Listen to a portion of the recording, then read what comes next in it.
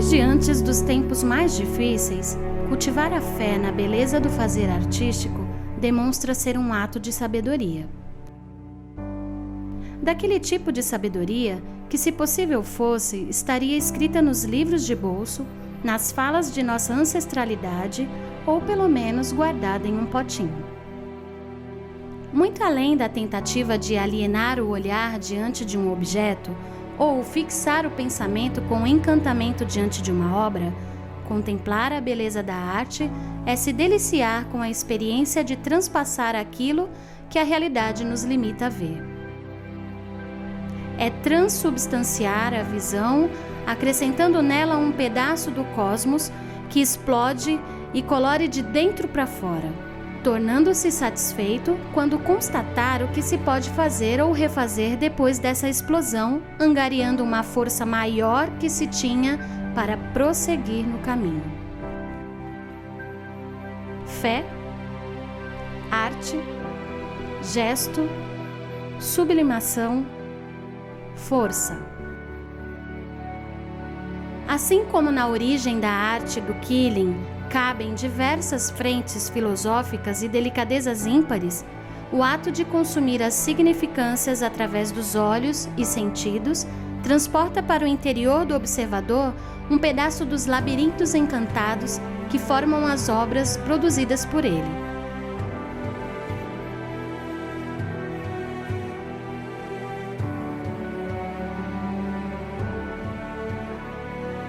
Como que depois de todos os percursos do olhar, das palpitações tingidas de cores, dos desvios da forma reta, o olhar pudesse absorver um pedaço de si que flutuava por aí.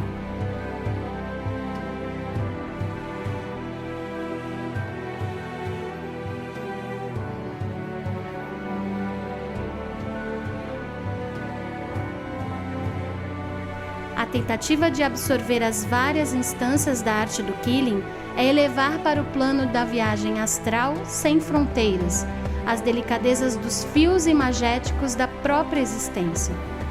Como que se transformassem em tiras coloridas e milimetricamente posicionadas os antes fios emaranhados do campo mental do espectador.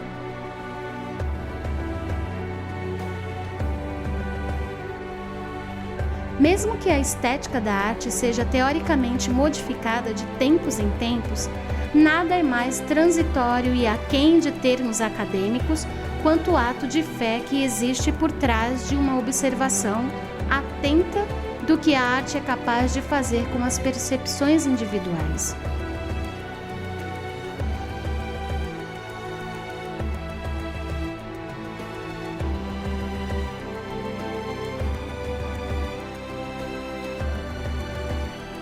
É o ato quase que solitário e muito corajoso. O espectador, a arte e o quanto o primeiro é capaz de se deixar atingir pelo segundo. É mais do que comer a cor, a forma e o significado imediato de tudo isso. É a possibilidade de reavivar o espírito, preencher os campos interiores de uma ancestralidade contemporaneamente construída.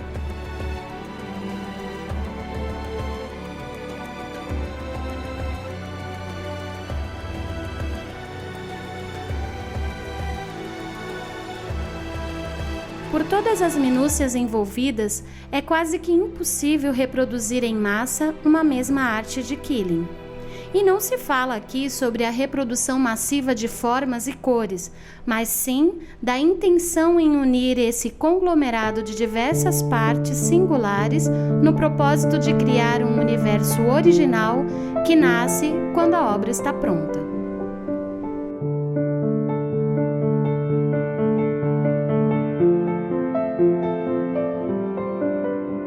Em muitos lugares, se vê Deus sendo traduzido como aquele que é capaz de solucionar as imperfeições, como aquele de onde surgem os significados, aquele que amplia quem somos de alguma forma, aquele que alguns classificariam como um indizível e inclassificável, aquele que ocupa sozinho a sua categoria, pois não há nada maior que possa se equiparar. E ainda assim, Deus é aquele que mais interpretações possui, o ser que mais formas existem para cultuá-lo.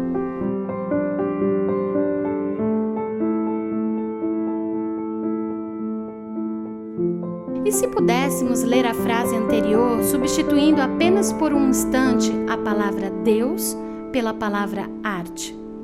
Diríamos que a arte é o ser que traz sentido às nossas imperfeições mais latentes, de onde tiramos um significado maior que possa corresponder a alguns anseios íntimos, que nos tirando do lugar que estávamos antes de experimentá-la, nos amplia e nos coloca em outra dimensão que nem julgávamos existir?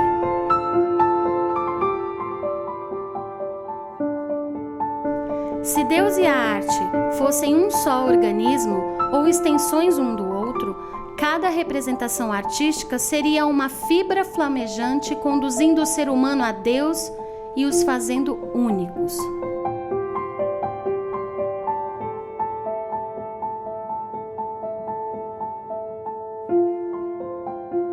Cada obra nascida traria em si o poder cósmico de transformar o observador em uma potencial divindade. Uma vez ligados neste ensaio, a obra e o espectador expandem-se, trazendo ao mundo uma definição única e celestial do que é existir no pós-Gênese.